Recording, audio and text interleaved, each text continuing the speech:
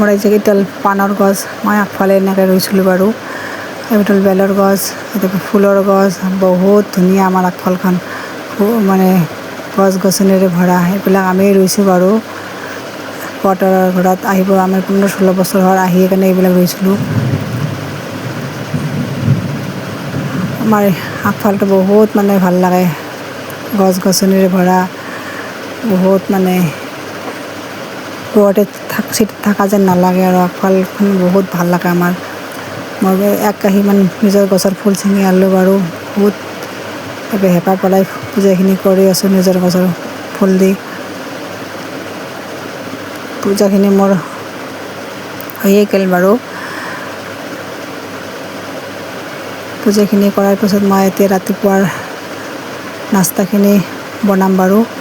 এই নাস্তাখিনিত মই চুজি, আটা, বিলাহী, পিঁয়াজ, কণী এনেকৈ দি মানে অমলেটৰ নিচিনাকৈ কৰি আছোঁ। বহুত টেষ্টি লাগে এনেকৈ আৰু নাস্তাখিনি খাই দিম আৰু মানে চচৰ লগত খাম আৰু মই মাছৰুমৰ খেতিৰ প্ৰচেছখিনি দেখাম। যে খেৰখিনি এনেকৈ মানে পানীত ভিজাই ৰাখিব লাগে। তাৰপিছত এতিয়া খেৰখিনি ধুই কেনে শুকাৰ পিছত এনেকৈ যে পেকিং কৰিম মানে পলিথিনত। পেকিং কৰাৰ পিছত এনেকৈ আনি এইটো একমাহ মানে 20-25 দিনৰ পিছত এইটো ওলাব বাৰু। মাছৰুমখিনি আমি এনেকৈ টোপলাকেইটা এনেকৈ হেংগিং কৰিম। এই যে হেংগিং কৰিছোঁ এনেকৈ, কিছুমান ওলাব আৰু কিছুমান ওলাইছে এনেকুৱা। আমাৰ মাছৰুমৰ খেতিখিনি কেনেকুৱা লাগিছে, আমাৰ নতুন বিজনেছ 3-4জন মিলি কৰিছোঁ বাৰু। আজি আছে নতুন ধৰণৰ তৰকাৰী বনাম বাৰু। গুটি দি, কঁঠালৰ গুটি দি পনীৰ বনাম। কোনোদিন বনাও নাই, আজি বনাম, চাওঁ কেনেকুৱা লাগে। এইটো মোৰ নিজৰ ঘৰৰে গছৰ কঁঠালৰ গুটি বাৰু।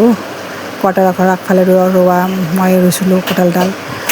সেই কঁঠাল খাইছিলোঁ সেই গুটিখিনি বাৰু।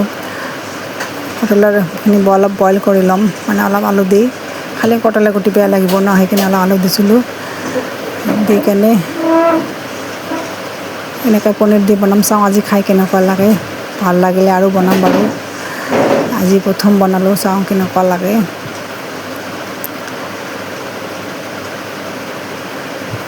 পিঁয়াজ টিয়াজ দিয়া নাই আৰু মানে খালি মানে অলপ জিৰা গুড়া দি বনাম এনেকৈ আৰু।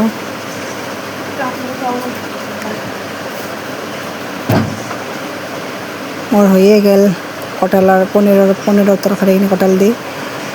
এতিয়া দুপৰীয়া সাজৰ কাৰণে মই এতিয়া ৰেডি কৰিম বাৰু। ৰেডি কৰিলোঁ এতিয়া ধুনীয়াকৈ সজাই পৰাই চাওক আপোনালোকে। দুপৰীয়া ভাত চাত খাই অলপ ৰেষ্ট লৈ মাছৰুমৰ গুটি আনিব যাবৰ কাৰণে ওলালোঁ। অলপ মানে যাব লাগে। 2-3জন মিলিহে মাছৰুমৰ খেতি কৰি আছোঁ মানে।